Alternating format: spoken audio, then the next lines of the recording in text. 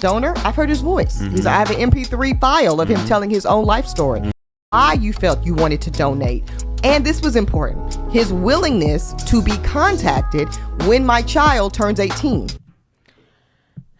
So if you guys don't already know, this is Eboni K. Williams, and she, posted this video on her social media account. Basically, she did a podcast explaining and kind of doubling down, the reasons behind her choosing to become a single mother, right? So in this interview, she's talking about, the donor process and stuff like that. What's mind-boggling to me is just the, overemphasis on how excited she is to talk about the fact that she has an MP3, voice recording of her child's father. Like, it's mind-boggling to me, and talking about how much you care about, the community and family structure and being a quote-unquote traditional woman. It's just very mind-boggling to me that, there's so much excitement over having, like I said, an MP3 recording of your child's father's voice, as if that is some kind of signification that's going to assist your child in knowing who they are. So when my daughter's 18 years old, if she would like to find out her paternal identity, as I wanted to do when I was 38, she doesn't even have to wait that long and go through all that rigmarole that I had to do. Hire a geneticist, hire a detective. Here is his last known address, and he is anticipating your contact. This is the next thing, right?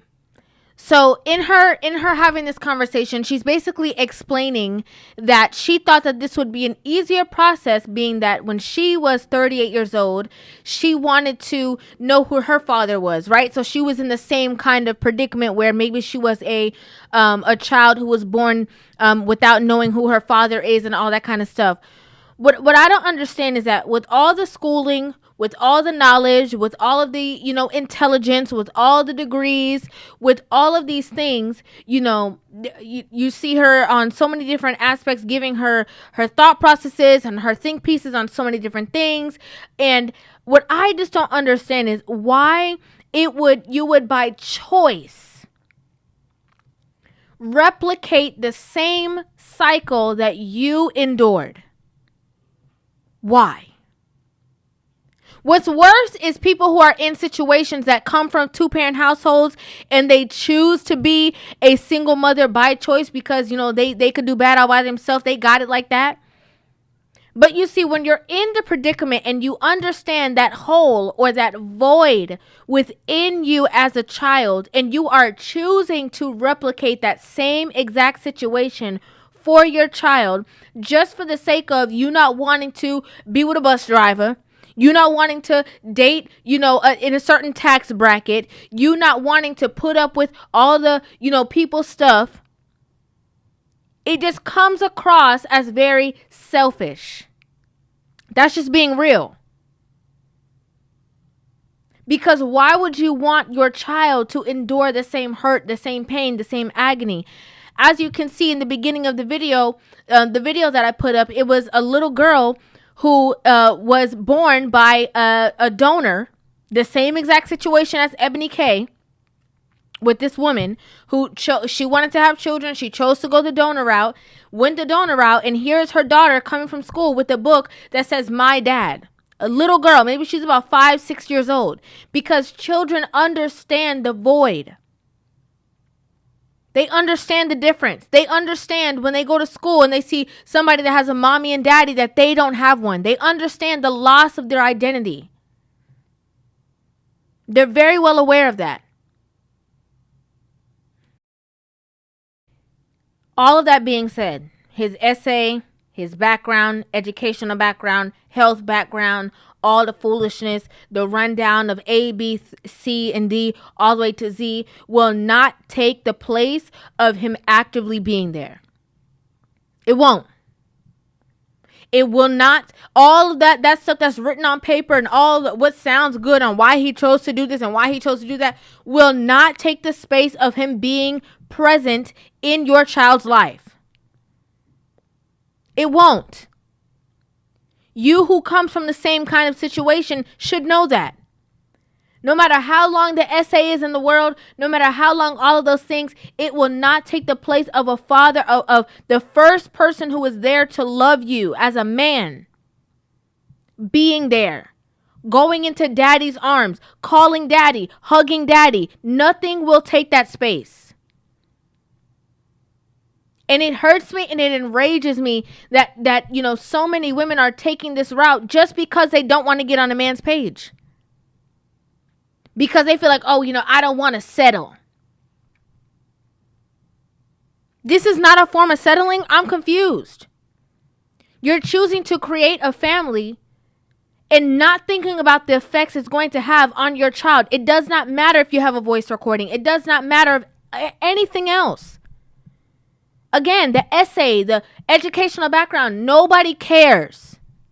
Your child will not care. What they will care about is that I didn't know him. He was not there when I was forming.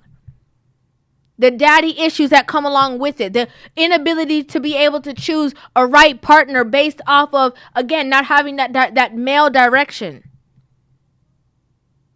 Everybody is entitled to do whatever it is that they want to do. Okay, let's be clear about that.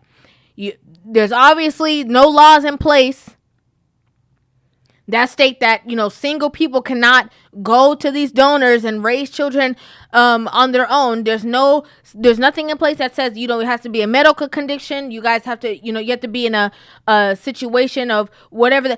There's no criteria. It's like, yeah, once you have the money, you can go ahead and do it and create a child whenever you feel like. But as women, you're supposed to be thinking of the mental state of the child.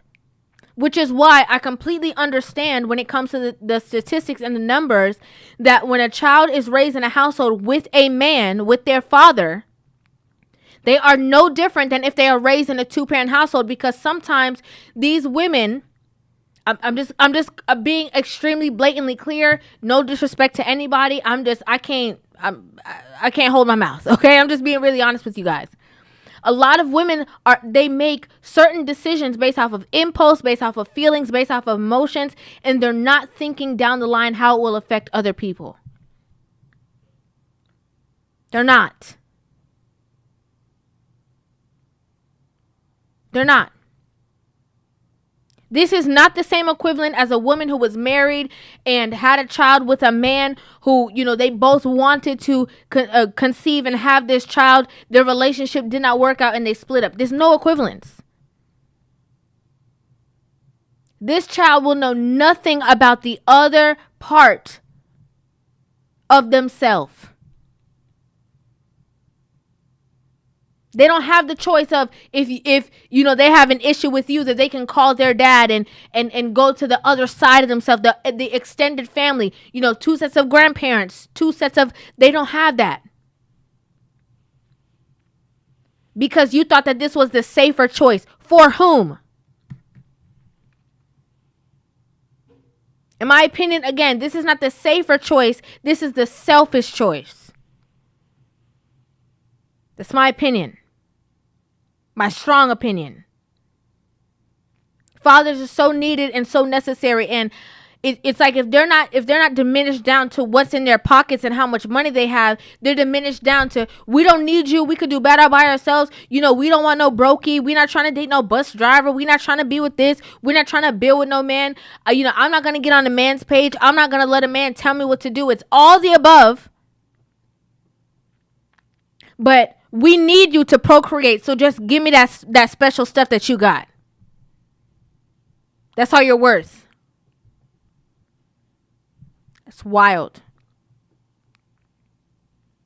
Absolutely wild. This is, there's a very different situation if it's a married couple and they're trying to do whatever it is that they're trying to do. And, maybe the husband is having certain issues, like medical reasons. There's certain things that, I could understand. But choosing to be a single mother, choosing to be a baby mama, choosing to, again, X out that child's entire other side of themselves and waiting until they're 18 so that they can have a relationship with their father is like the exact equivalent of being a toxic baby mother, keeping your child away from her father And then, when the child gets older and really wants to reach out, then they go through the process. It's the same thing. I don't see the difference in being a baby mama, getting with Pookie and them to this. Same traits, same behavior, same need for control. It's heartbreaking to me. It really is. I'd like to know what you guys think about this in the comment section down below. I would love to hear you guys' opinions on this video. Make sure you guys hit that subscribe button and give this video a thumbs up. And I will see you guys in the next one. Love you.